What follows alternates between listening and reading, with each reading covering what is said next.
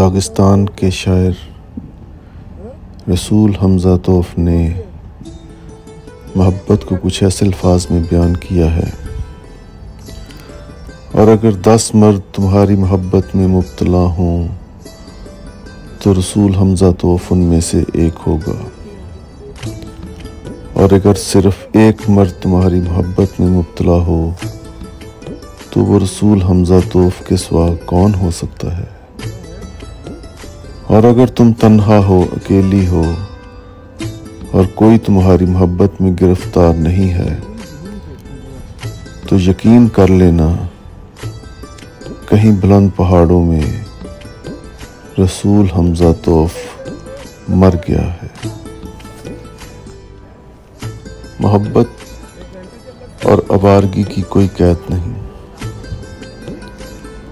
अगर किसी झील के लिए कोई आवारागर्द ख्वाहिश करता है तो वो झील भी तो उस आवारागर्द के लिए ख्वाहिश करती होगी कि वो आए और उसे दरियाफ्त करे और उसके पानियों से मिलकर एक नई राह और अनोखी महक वजूद में लाए।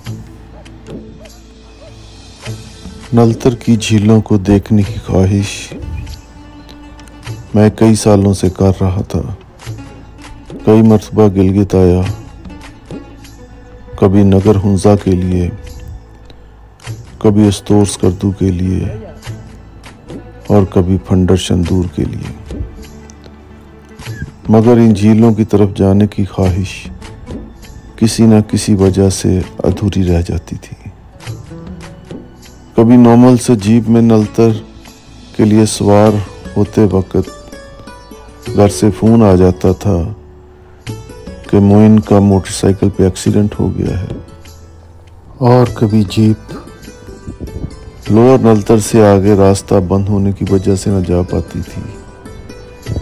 शायद मिलन के लिए दोनों की रजामंदी ज़रूरी होती है। इस साल नगर जाते ही हमने फैसला किया कि पहले नलतर जाया जाएगा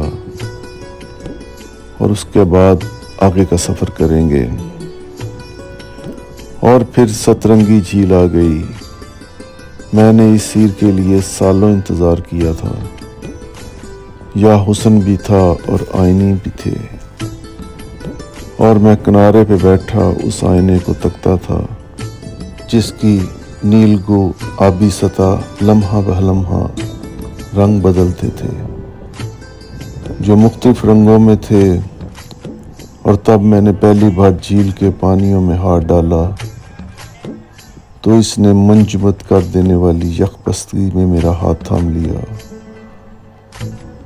मैं उसके बदन में था, उसका एक हिस्सा था और उसकी सर्द मोहरी ख़त्म हुई और उसकी जगह एक नरम आसूदा गर्मी मेरे बदन ने महसूस की।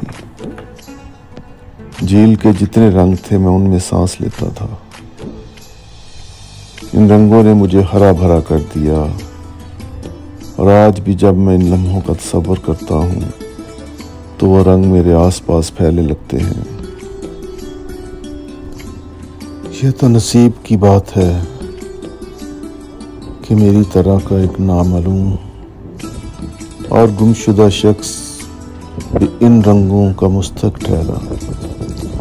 और कौन इस झील के किनारे पर अपने रफीकों के साथ इस रंग बदलते आईना हुस्न की गुर्बत में उस मस्ती को महसूस कर सकता था जो हम महसूस करते थे।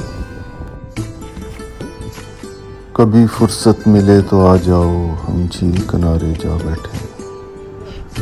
तुम अपने सुख की बात करो, हम अपने दुख की बात करें और उन लम्हों की बात करें जो संग तुम्हारे बीत गए और रहद ख़ुदा की नज़र हुए इन सब स्रोतों के दामन में। हम प्यार की खुशबू महकाएं इन बिखरे सब्ज़ नज़ारों में। हम आँखों में तस्वीर करें फिर अपने प्यार के जादू से। हम लम्हों को जागीर करें, कभी वक्त मिले तो आ जाओ। हम झील किनारे जा बैठें, हम झील किनारे जा बैठे। अमजद इस्लाम अमजद अपनी गज़ल में क्या खूब कहते हैं,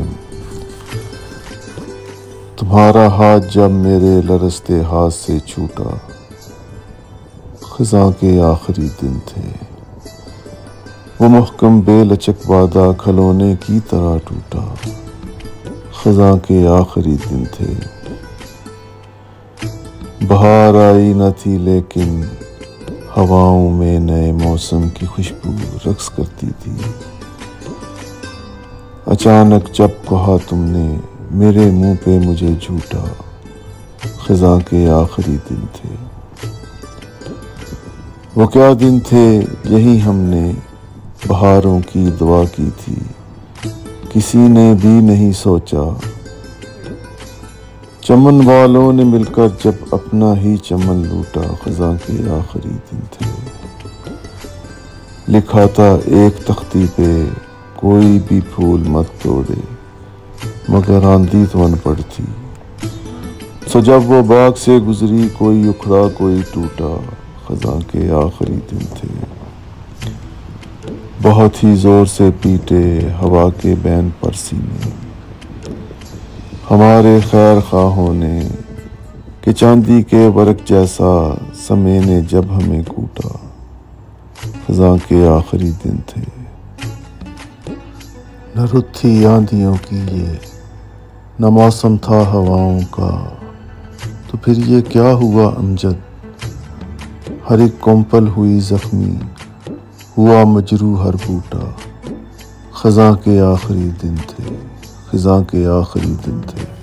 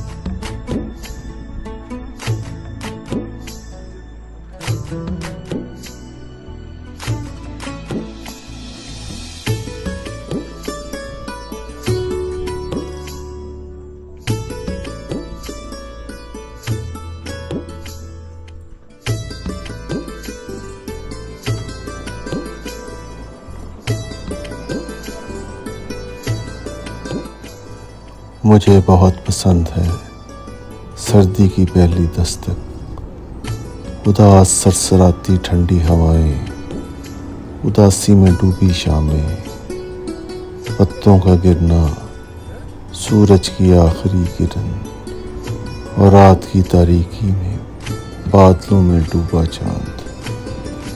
मुझे बहुत पसंद है सर्दी की पहली दस्तक।